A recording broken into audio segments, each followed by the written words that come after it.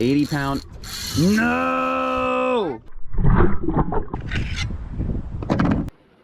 2 entire days out of the whole year is what NOAA Fisheries gives the recreational fishermen to harvest an American red snapper in the South Atlantic. That is not a lot of days out of the whole year. 2. Just 2. For a fish that is absolutely everywhere all over the reef, from Central Florida-ish up through the Carolinas. And as a diver, I can tell you I see more red snapper than any other snapper, grouper, jack, kingfish, pretty much anything. There are a ton of red snappers out there. Now we're going to head out on one of those days, the first red snapper day of the year, and try to go get us some reds.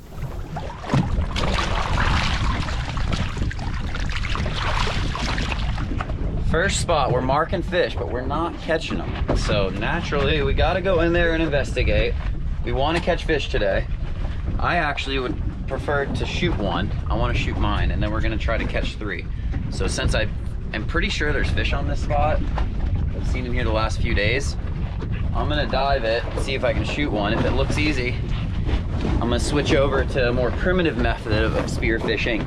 But if it looks like it's not easy or it's sharky, I'm just gonna stick with the big old spear gun. So, whew. Hopping in the water, switching over to the mask camera in a couple minutes. All right.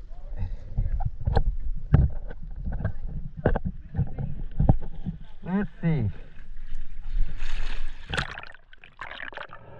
After marking fish on the machine right when we got to the spot, seeing the fish come up in the chum on the bottom machine, and not being able to catch them, it was time to get in the water. I had to at least see what was going on, make sure I'm not crazy. I knew the fish were here. I've been checking out this spot, fishing and diving this spot the last few days, and I wanted to come here and catch fish pretty easily, which I thought was going to be the case, but it wasn't. Now, there's a couple reasons that could be.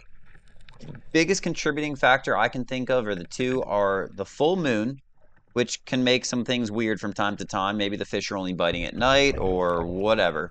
Things act weird around a full moon. And also, the water's cold. Up on top, it's about 81, 82 degrees. But just 30 or 40 feet down, you'll see the water go from a nice, pretty blue, clear color like you see right here, to a darker, greener, cold, very cold. So where it's 80 to 82 on top, it had to be mid-60s where I'm getting to right now, where those fish are. The red snappers are there. They're swimming around the chum.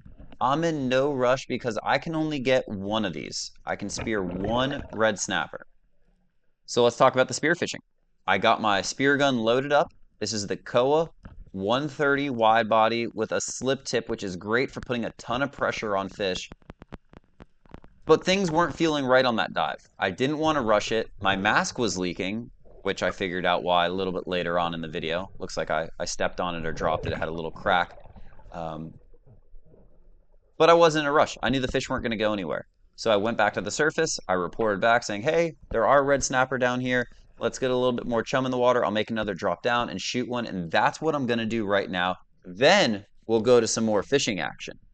So as I'm drifting down, it's pretty easy to pick out the one I want. Now, if I put my time in, bounced a few spots, I'm sure I could have found a 15, 18, maybe even 20-pound red snapper. But I don't really care about that. I'm just looking for a decent red, and I see one. Right there at the very top of your screen. You could barely see it because, like I said, I think I stepped on my mask earlier and broke it. But I got the shot. I was a little bit of muzzle wrap right here. It wasn't my cleanest dive, that's for sure. Almost like a little panic. I should have just pulled that fish up, but since it was a little wrapped, I wanted to get my belt reel on it in case a shark grabbed it. That way I could still let line out.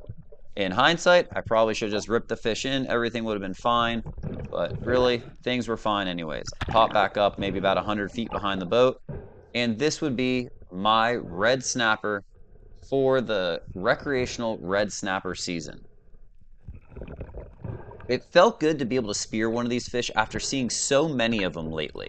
This fish, however, was not dead. Even though I shot it with a big spear, I barely missed the kill shot on it, which meant I had to get my dive knife. I have a sword dive knife, and I use this as a kill spike. I go right on top of the head, usually off center, right in the brain to kill the fish. And you do that for a couple reasons. One, it's more humane. Get the fish out of its misery. And two, it makes it safer for you and the people in the boat. once this fish is brained, it's not going to be flopping around going crazy. It might twitch or move a little bit, but it is not going to be flopping around spiking someone in the boat. All right, Alberto. You grab that. Just grab the cable. Got it? Pull the cable in, pull the spear in, and leave the gun hanging. Well, I couldn't resist the trigger pull. My mask was leaking. I know there was a shark around because I saw a bunch of remoras, and I couldn't resist it. Maybe we'll get one on the sling at another time. But that is a nice looking red snapper. We're gonna fish with it. We're gonna go fish for him now though. There you go, first fish of the 2025 Snapper Derby. Right there. That slip tip got him good. A big hole from pulling. Okay. Not a hero, but we'll take it. No. There you go. You got a little something hooked up? That's just the lead. That is not the red snapper we're looking for, but that fish looks like he is super surprised. Yeah. You already have one? We can't let you go easy on him. Well, that's a good one. There you go, Birdo. That sound is actually Birdo's battery in his back. People think it's electric reels, but it's really Alberto's weight, or battery pack. Nice and easy, just like that. Smooth and keep coming. 10 more of those, Birdo. 10 more of those. You'll get them. We got color. It's a catfish, Birdo. All right, Birdo, start walking towards the bow. Keep walking towards the bow. Rod tip out far. Good job, Alberto. Alberto's got a red. There you go. That'll work. Alberto. You got it legit. Finally took forever to get one. There we go. Forever. We've actually been struggling today. Minus the dive. He does? Yeah. Keep pulling on him, Birdo. Fish number, bigger fish. Yeah. Definitely a bigger fish. Yeah. We like that. The Birdo show. After this, Alberto's gonna spear one. That's it.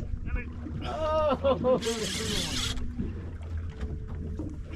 This will be, as long as we land it, no jinxes, this will be fish number 3 if we land this fish. And we need 4. 4 red snappers is the boat limit. What do you think of that reel, bro? A little different than snook drag? That's it. 2 pounds of drag on snook. That thing's probably set at about 20 pounds, 22 pounds of drag on that spinning reel. That's the Saltex 2 8000. 80 pound. No! Oh, hey, maybe. Fight him like it's your baby, Alberto. Save him. You gotta save your baby. I did not like to hear that drag come out. No, me either. That thing got heavy drag where a snapper shouldn't really be able to pull on it. Joey. I got color. He's on it, Birdo. Shark's behind you. Shark's right behind you. You got a whole fish for the most part. Good job, Alberto. Okay, right here. Back up. Hang on. You're good. Gotta grab the leader. You had him in his mouth and out. I think it was just the angle he was hooked that made him so strong.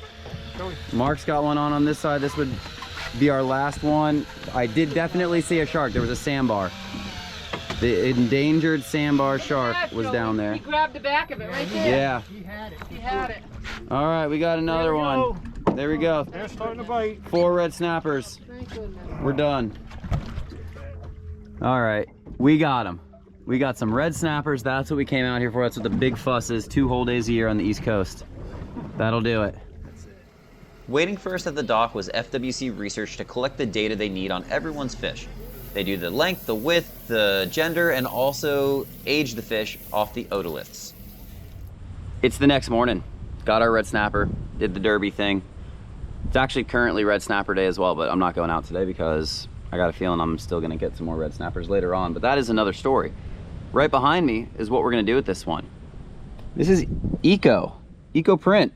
Check it out. I've done some fish prints on my channel before, but mine have always been totally winging it from like the craft store with cotton cloth. This is real deal. I'm gonna follow the directions exactly like it is.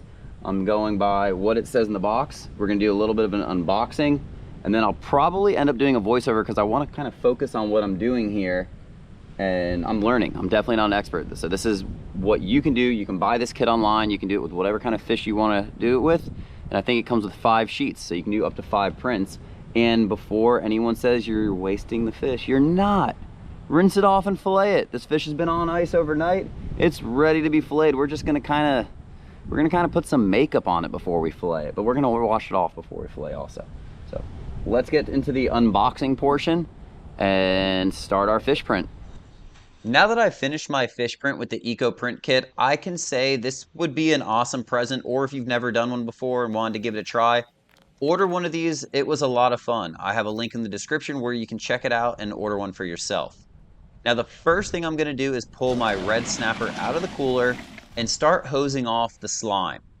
The slime and the water needs to be removed as much as possible to get the best results when doing this. So I'm using high pressure on the hose to blast the slime off, and then I use some towels to really pat it dry. After that, I'm going to open up the box and show you everything that comes in here. Again, it's all self-contained, one little kit. Even if you're going on vacation, it would be a fun thing to bring on a fishing trip. Now, the top of the box has your directions. Now, I did pick up on a couple little things that I'm going to give you tips on as well that might help you out, or I think will definitely help you out if you don't already know. So, it comes with a little bowl, and then the green bottle is your ink. I will say right away, less is more. I used way too much ink, but I dumped it back in the bottle so it wasn't wasted. On top of the ink and the little bowl, we have a couple different brushes. You have a big wide 2-inch brush and then something smaller that you can do some more detail with. And then under that piece of cardboard right there, that's the paper. The paper comes with, I think it's 5 sheets, so you have several attempts you can do with this. Now, after drying the fish as much as possible, I went in with a paper towel and dried the fins and little crevices even more. The gills, the eyes, everywhere I could get with the paper towel, I dried the fish off because that's going to really help you out in the print process. Here we have our ink. Right about there is enough. I added more, and then I added more, and that's too much, but that's okay. We added it back in the bottle like I said before. Now, when I dipped the brush in, I did not realize how dark this was going to be. Right there is probably enough ink to do the entire fish and then some. So after painting it on in the same directions as the scales go, just like the instructions say, you're going to want to let it sit and pat some of the ink off, or pat some of the ink off and then let it sit. Now, as I went and painted over the spines, I lifted the tail up, and then let it sit a little bit to the point where now you can see the scales again. This was a big deal for me. I went to put my paper on and I just could not get it to lay right, and I knew it was going to get messed up. That paper has to lay on nice and smooth, so I had to move to an area with less wind. Wind was incredibly difficult to deal with, so after moving my entire table, I got to an area that I really liked. I kind of touched up the ink a little bit, and then here I'm going to lay the paper down on top of my fish. My fish is pretty much the exact size of this paper. So I'm going to start in the middle, and I think you're supposed to do more of a padding method, but I didn't do that. I should have. But you can see the pattern of the scales coming through, and that's what's so cool about this is it's an exact replica of your fish. No lying about the size, no making stuff up. It's your fish. I mean, it's the exact size of your fish. I'm going all around and making sure I get every little fin, every little scale, just really taking my time and patting it.